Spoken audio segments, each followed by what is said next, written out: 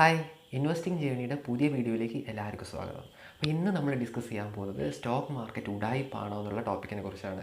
നമ്മുടെ വീട്ടിലുള്ള ആൾക്കാരോടൊക്കെ നമ്മൾ ചോദിച്ചിട്ടുണ്ടെങ്കിൽ അവരെന്താ പറയുക, സ്റ്റോക്ക് മാർക്കറ്റ് എന്ന് പറയുന്നത് വളരെ പ്രശ്നം പിടിച്ച സ്ഥലമാണ്, ഇവിടെ വന്നു കഴിഞ്ഞിട്ടുണ്ടെങ്കിൽ പൈസ നഷ്ടപ്പെടാനുള്ള പ്രോബിലിറ്റി ഭയങ്കര കൂടുതലാണ്, കുറേ ആൾക്കാർ നശിച്ചു പോയിട്ടുണ്ട്, സ്റ്റോക്ക് മാർക്കറ്റിൽ വന്നിട്ട് കുറേ ആൾക്കാർ നശിച്ചിട്ടുണ്ട്, അവരുടെ എന്താ പറയുക കുടുംബം കംപ്ലീറ്റ് കുളന്നുകൊണ്ടിയത് സ്റ്റോക്ക് മാർക്കറ്റാണ്. അങ്ങനെയുള്ള വാർത്തകളായിരിക്കും, അങ്ങനെയുള്ള കാര്യങ്ങളായിരിക്കും എല്ലാ ആൾക്കാരും നമ്മളോട് പറയുന്നത്. എസ്പെഷ്യലി കുറച്ച് പ്രായം കൂടുതലുള്ള ആൾക്കാരൊക്കെ ആണെങ്കിൽ ഈ രീതിയിലായിരിക്കും എപ്പോഴും പറയുക.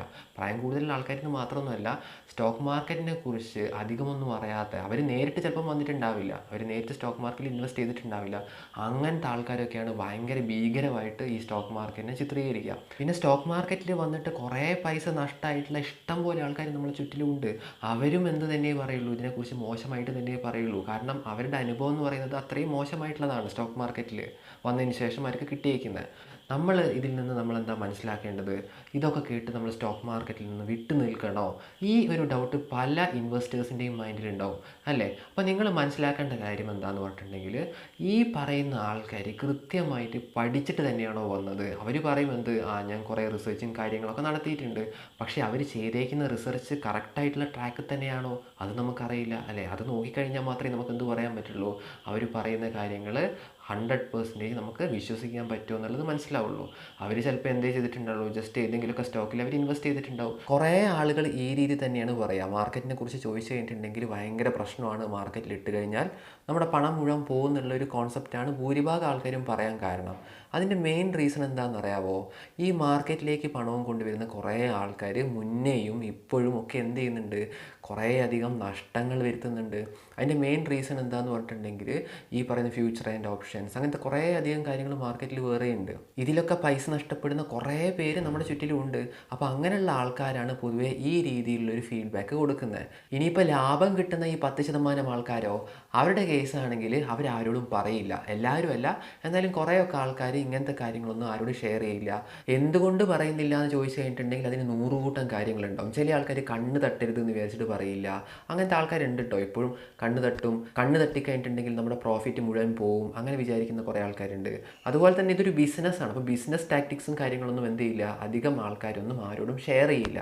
അപ്പോൾ അങ്ങനെ കുറേ അധികം കാരണത്താൽ ഈ 10% ആൾക്കാരും വളരെ കുറഞ്ഞ ആൾക്കാരോട് മാത്രമേ അവർക്ക് കിട്ടിയിരിക്കുന്ന പ്രോഫിറ്റിനെ പറ്റിയൊക്കെ സംസാരിക്കുകയുള്ളൂ. എന്തായാലും പ്രോഫിറ്റിൻ്റെ എക്സാക്റ്റ് എമൗണ്ട് ഒന്നും ആരും പറയില്ല പൊതുവേ. അപ്പോൾ അങ്ങനത്തെ ഒക്കെ പ്രശ്നങ്ങൾ കാരണം നമ്മൾ എന്ത് ചെയ്യുന്നില്ല, മാർക്കറ്റിൻ്റെ ഈ ഒരു പോസിറ്റീവ് സൈഡ് നമ്മൾ അറിയുന്നില്ല. അപ്പോൾ നമ്മുടെ പേരൻസൊക്കെ നമ്മളോട് പറയുകയാണ്, മോനെ നീ എന്ത് ചെയ്യാൻ പാടില്ല, ഈ സ്റ്റോക്ക് മാർക്കറ്റിലുമായിട്ട് അധികം കളിക്കാൻ പാടില്ല എന്ന് പറഞ്ഞിട്ടുണ്ടെങ്കിൽ നിങ്ങൾ എന്ത് ചെയ്യേണ്ട ആവശ്യമില്ല, അത് മുഖവിലേക്ക് എടുക്കേണ്ട കാര്യമില്ല എന്ന് ഞാൻ പറയുള്ളൂ.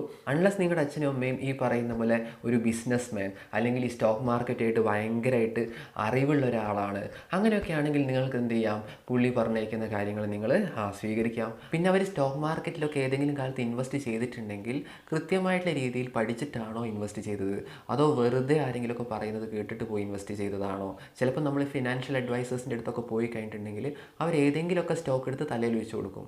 അപ്പോൾ അങ്ങനെയാണോ? ഇനിയിപ്പം അവരുടെ പരിചയത്തിൽ ആരെങ്കിലുമൊക്കെ ഇതേപോലെ സ്റ്റോക്ക് മാർക്കറ്റിൽ വന്നിട്ട് വളരെയധികം നഷ്ടം വന്നിട്ട് പോയ ആൾക്കാരുണ്ടാവും. അത് കണ്ടിട്ട് പറയുവാണെങ്കിൽ അതിലൊന്നും നമുക്ക് പ്രത്യേകിച്ചൊന്നും ചെയ്യാനുള്ളതില്ല. അവരെങ്ങനെയാണ് പണം നഷ്ടപ്പെടുത്തിയത് അതൊന്നും നമുക്കറിയില്ലല്ലോ. അപ്പം നമ്മളിപ്പോൾ ഇതിൽ എന്താ ചെയ്യേണ്ടത്, നിങ്ങളുടെ പേരൻസൊക്കെ ഈ പറയുന്ന ബിസിനസ്സൊക്കെ ആയിട്ട് നല്ല രീതിയിൽ പരിചയസമ്പന്നമുള്ള ആൾക്കാരാണെങ്കിൽ നിങ്ങൾ തീർച്ചയായിട്ടും അവർ പറയുന്നത് കേൾക്കണം. അവർക്ക് എന്തായാലും കുറേ കാര്യങ്ങൾ ഇതിനെക്കുറിച്ച് പറയാനുള്ളതുണ്ടാവും. അതൊക്കെ നിങ്ങൾ കൃത്യമായിട്ട് മനസ്സിലാക്കുക, കേൾക്കുക എന്നുള്ളത് നിങ്ങൾക്ക് ചെയ്യാൻ പറ്റുന്ന കാര്യമാണ്. ബിസിനസ്സായിട്ട് ഒരു ബന്ധവും ഇല്ല, ഈ ഫീൽഡുമായിട്ട് ബന്ധവും ഇല്ലെങ്കിൽ നിങ്ങൾ എന്ത് ചെയ്യണ്ട, അവർ പറയുന്നത് കേൾക്കണ്ട, ഒരു ഭാഗത്തുകൂടി കേട്ട് മറ്റേ ഭാഗത്തു കൂടി വിടുക.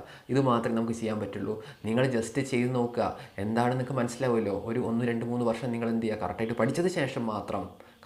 പഠിച്ചതിന് ശേഷം മാത്രം നിങ്ങൾ ഇൻവെസ്റ്റ് ചെയ്യുക. നിങ്ങൾക്ക് തീർച്ചയായിട്ടും എന്തുണ്ടാവും, ലാഭം ഉണ്ടാവും, കറക്റ്റായിട്ട് നിങ്ങൾ പഠിച്ചിട്ടുണ്ടെങ്കിൽ.